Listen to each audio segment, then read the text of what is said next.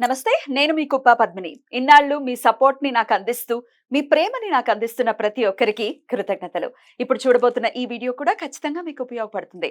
Like, share and subscribe చేసి మీ ఇష్టాన్ని, అలాగే మీ సపోర్ట్‌ని నాకందించండి. అలాగే ఈ వీడియో పట్ల మీ అభిప్రాయాన్ని కామెంట్ సెక్షన్‌లో కామెంట్ చేసి నాకు తెలియజేయండి. నమస్తే. సూర్యోస్మి. నేను మీ విక్రమాదిత్య. ఆరోగ్యమే మహాభాగ్యం, ఆరోగ్యం భాస్కరాధీనం. ఆదివారం మద్యం మాంసం మైదనం వద్దు, ఆరోగ్యం ఐశ్వర్యం వద్దు. మీరు ఆచరించండి, 10 మందిని ఆచరింపచేయండి. ఆచరించండి, ఆరోగ్యవంతులుగా ఉండండి. ఆచరించండి, ఐశ్వర్యవంతులు కండి. ఆచరించండి, ఆనందంగా జీవించండి. సూర్యోస్మి. నమస్తే. Welcome to our channel. నేను కుప్ప పద్మిని. ప్రస్తుతంతో పాటు ప్రముఖ ఆధ్యాత్మికవేత్త, సూర్య ఉపాసకులు, sun spiritual society founder Vikramaditya గారు ఉన్నారు. మాట్లాడదాం సార్. నమస్తే సార్. సూర్యోస్మి తల్లి. సార్, మాఘ అమావాస్య వచ్చేస్తోంది. అయితే మాఘపు ఆదివారం నాడు వస్తోంది. ఆదివారం అమావాస్య 10వ తారీఖు అంటే నంబర్ 1 కాంబినేషన్ చూసారా ఎంత అద్భుతంగా వస్తుందో. ఆదివారం అమావాస్య, ఇక మా లాస్ట్ ఆదివారం ఇంకా మాఘ మాసంలో. సో ఎలా ఈ రోజున వినియోగించుకోవచ్చు ఒక్కసారి మీ ద్వారా? మనకి సూర్యుడు అంటేనే పితృ సమానుడు, పితృకారకుడు గురించి మాట్లాడుకుంటాం. అమావాస్య అనగానే కూడా మనం పితృకార్యాలకి, పితృశాపాలు లేకపోతే పితృదోషాలు, మనం తెలుసో తెలియక చేసినటువంటి దోషాలని పరిహరించుకోవడానికి అమావాస్య తిథిని వాడుకుంటూ ఇక మనం చేసుకునే స్వయంపాక దానాలు కావచ్చు, లేకపోతే మన శక్తి కొలది మనం ఏదైతే చేస్తాం దానికి విశేషం. మనకి సహజంగా అంటే అమావాస్యలు వచ్చినప్పుడు కొన్ని అంటే అమావాస్య వచ్చినప్పుడు కాదు, ఏకాదశులు వచ్చినప్పుడు కూడా మనకి త్రిపుష్కర యోగాలు ఉన్నట్టు కొన్ని తిథులకి కొన్ని నక్షత్రాలు కలిసినప్పుడు యోగాలు మనకి ఇప్పుడు ఇది ఆదివారం అమావాస్య రావటం, మాఘమాసం రావడం, అమాభాను యోగం ఉంది. అలాగే పూర్వభద్ర నక్షత్రం ఉంది. అంటే పూర్వభద్ర నక్షత్రానికి అధిపతి మనకి గురు భగవానుడు కాబట్టి గురువు అనుగ్రహం. అలాగే సూర్యనారాయణమూర్తి కూడా ఆది గురువు. ఒక రకంగా చెప్పాలంటే ఎవరికి? హనుమంతుల వారికి. హనుమంతుల వారికి రామచంద్రమూర్తి విజయానికి ఆయనే దోహదపడి ఉన్నారు. అంటే హనుమంతుడు, ఆయనకు ఆ పేరు ఎందుకు వచ్చిందంటే జ్ఞానం కలిగిన వాళ్ళని హనుమంతులుగా మనం కీర్తిస్తాం. అంటే ఆ రోజు ఆ నక్షత్రం హనుమంతుల వారి నక్షత్రం కూడా ఉంది. నక్షత్రం అంటే గురు నక్షత్రం కాబట్టి మనం చేసే ఆరాధన, అమావాస్య ఆదివారం చేసే ఆరాధన ఏదైతే ఉందో అది విశేషమైనటువంటి జ్ఞానాన్ని ఇస్తుంది మనకి. రవిదోషాన్ని, గురు దోషాలని కూడా రెండిట్లకి కూడా అద్భుతంగా ఉపయోగపడుతుంది. మనం అభ్యున్నతి చెందడానికి, మార్గదర్శకానికి జ్ఞానం ఏర్పడుతుంది. కానీ ఇది మాఘమాసం అవటం, అందులోనూ ఆదివారం రావటం, అమావాస్య విశేషమైనటువంటి శక్తులకి, మనకి విశేషమైనటువంటి ఫలితాలు తెచ్చుకోవడానికి ఉపయోగపడుతుంది. అమావాస్య అని కూడా అంటారేమో కదా, ఆదివారం అమావాస్య. చాలా విశేషమైనటువంటి ఫలితాలు, చాలా జాగ్రత్తగా ఉండాలి. అంటే అమావాస్య అంటేనే చీకటి. మరి ఆ చీకటిని తొలగించాలి అంటే మనకి పితృకారకుడైనటువంటి సూర్యనారాయణమూర్తి అనుగ్రహం ఉండాలి, జ్ఞానం కావాలి. అలాగే చాలా మంది ఇప్పుడు ఈ జన్మలో, ఈ ఇన్కార్నేషన్లో పిల్లలు లేక బాధపడేవాళ్ళు, జీవితంలో అభివృద్ధి లేకుండా ఇబ్బంది పడేవాళ్ళు, చేస్తున్నటువంటి పరిస్థితులలో ఉన్నతి లేకపోవడం కూడా పితృశాపంగా, పితృదోషంగా మనం పరిగణలోకి తీసుకుంటారు. మీకు ఈ అంటే పితృశాపాలు లేకపోతే పితృ దోషాలు ఎంతటి ప్రభావం అంటే అగస్త్యుల వారికి కూడా తప్పలేదు, అగస్త్య మహామునికి కూడా తప్పలేదు. అంటే ఆయన వివాహం చేసుకోను అని చెప్పేసి అని బ్రహ్మచారిగా ఉండిపోతాడు. తన తపోదీక్షతో ఆయన తిరుగుతూ ఉంటే ఒక చోట ఆకుల్లా ఏలబడుతూ పితృదేవతలు ఏలబడుతూ ఉంటారు. వాళ్ళని చూసి ఆగి ఏంటి రివర్స్ లో వెళ్ళాడుతూ అంటే ఆకు చివర పట్టుకుని ఏలబడుతూ ఉంటారంట. అది జారిపోతుంటారు, కింద పడుతుంటారు. మళ్ళీ ఇది చాలా పెద్ద ఇబ్బంది. ఏంటి మీ సమస్య అంటే మాకు పున్నామ నరకాలు నీ వల్ల అని చెప్పేసి అనడం. అంటే ఆయన అగస్త్యుడు, సహజంగానే ఆయన ఋషి శ్రేష్ఠుడు,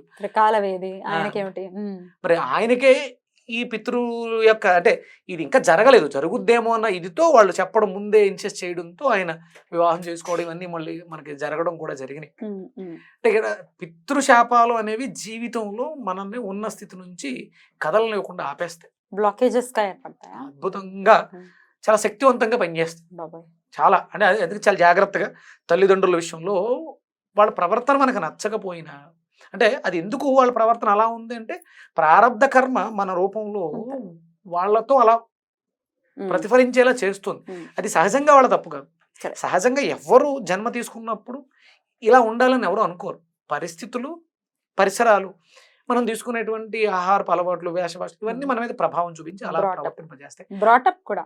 దాన్ని యాక్సెప్ట్ చేయాలి. ఉమ్. నువ్వు నా మీద చిరాకు పడుతున్నావు అకారణంగా అనుకున్నప్పుడు కారణం నేను వెతకగలగాలి. అంతేగాని నువ్వు అరుస్తున్నావు కదా నేనేను అరుస్తే మీనింగ్లెస్.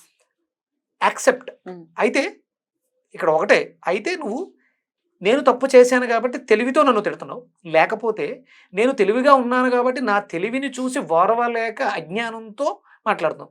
అజ్ఞానంతో మాట్లాడుతున్నప్పుడు నీకు నేను సమాధానం చెప్పాలనుకోవడం అజ్ఞానం అవుతుంది. బుర్రలేదు. నేను నువ్వు జ్ఞానంతో నేను చేసింది తప్పే కాబట్టి మాట్లాడుతున్నావు కాబట్టి నేను మార్చుకో. సైలెంట్ గా ఉండాలి అంతే. silent. అప్పుడు కూడా నేనంటే 2 సందర్భాల్లోనూ నేను సమాధానం చెప్పటం కామ్ గా ఉండే. అవివేకం. అవివేకం కామ్ గానే ఉండాలి. Right sir. ఇక్కడ ఇది మనకి ఆ వాళ్ళు ఎలా ప్రవర్తించినా జన్మనిచ్చారు. కళ్ళు చేతులు బాగున్నాయి, కళ్ళు బాగున్నాయి, మాట్లాడుతున్నాం, తిరుగుతున్నాం. చాలా మందితో పోల్చుకుంటే మనకు ఉన్నటువంటి వాళ్ళు ఇచ్చినటువంటి ఇన్కార్నేషన్ అద్భుతమైనటువంటి ఇన్కార్నేషన్. మన రాకకు వాళ్ళే మూల స్తంభాలై ఉన్నారు. వాళ్ళ జీవితాలను ఏదో కొంత మనకి త్యాగం చేసే ఉంటారు ఎంతో కొంత. ప్రతి బిడ్డ ఎదగటానికి తల్లిదండ్రులు ఎంతో కొంత శ్రమ పడతారు. వాళ్ళకి మనం ఆ కృతజ్ఞత చూపించడం అనేది ఈ అమావాస్య తిథి. అంటే ఉన్నప్పుడు ఎలాగా చేయలేకపోయాము, ఒకవేళ లేకపోతే కనుక లేకపోతే వాళ్ళకి వాళ్ళ పేరు చెప్పి తత్సమానులకి దాన్ని మనం దానం చేయడం ద్వారా చేసిన పాపాలకి ప్రాయశ్చిత్తం చేసుకోవడం. ఉన్నారు వేరే ఎవరికో పెట్టడం కాదు, వాళ్ళకి పాద పూజ చేసి వాళ్ళకి సంతృప్తిగా పెట్టడం ద్వారా వాళ్ళ పితృలు ఉంటారు కదా, వాళ్ళ పితృలు, వాళ్ళ పెద్దలు, అంటే వాళ్ళు తెలిసారు. ఇప్పుడు నాకు తెలిసి మా నాన్నగారు మా తాతయ్య గారు వాళ్ళకి ఏమీ చేయలే ఆయన ఉన్నప్పుడు. వాళ్ళు పోయిన తర్వాత కూడా మా తాతగారు వాళ్ళ నాన్నగారికి కూడా చేయలేదు. 3 తరాల్లో వాళ్ళు ఎవరికి ఇవి లేవు అలవాట్లు. నేను ఇప్పుడు ప్రతి అమావాస్య మా నాన్నగారితో చేయిస్తున్నాను. ఇంచుమించు గత 3-4 సంవత్సరాలుగా అభివృద్ధి చూస్తాను. ఆయన చేస్తున్నారు, నన్ను చూస్తున్నారు అంతే. అద్భుతం, అద్భుతం. ఇంతకన్నా నిదర్శనం ఇంకోటి ఏం లేదు. ఎగ్జాక్ట్లీ. నేను వెళ్ళినప్పుడు నేను ఊరు వెళ్తాను, నెలకొకసారి ఊరు వెళ్తాను. నాకు కుదిరింది. ఇప్పుడు నేను దూరంగా ఉన్నాను, వాళ్ళు ఏం పడుతున్నారు ఏం తింటున్నారో తెలియదు, వాళ్ళ ఇబ్బందులు వాళ్ళు పడుతూ ఉంటారు. కానీ నేను వెళితే మాత్రం నా చేతులతో నేను వండి పెడతాను.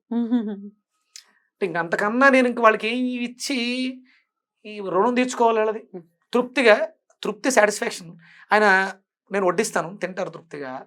ఆ మొహంలో ఆ ఆనందం, ఆ తృప్తి. మా ఓడు వస్తే ఆయన బయట చెప్పుకుంటారు, మా ఓడు వస్తే ఏంటో చేస్తాడు, బాగుంటది అంతే. అంటే బాగా చేస్తారా మీరైతే?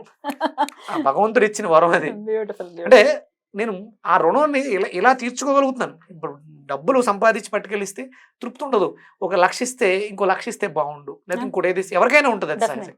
కానీ తృప్తిగా భోజనం పెడితే చాలరా, కడుపు నిండిపోయింది, ఇంకంతకన్నా తృప్తి ఇంకేముంటుంది.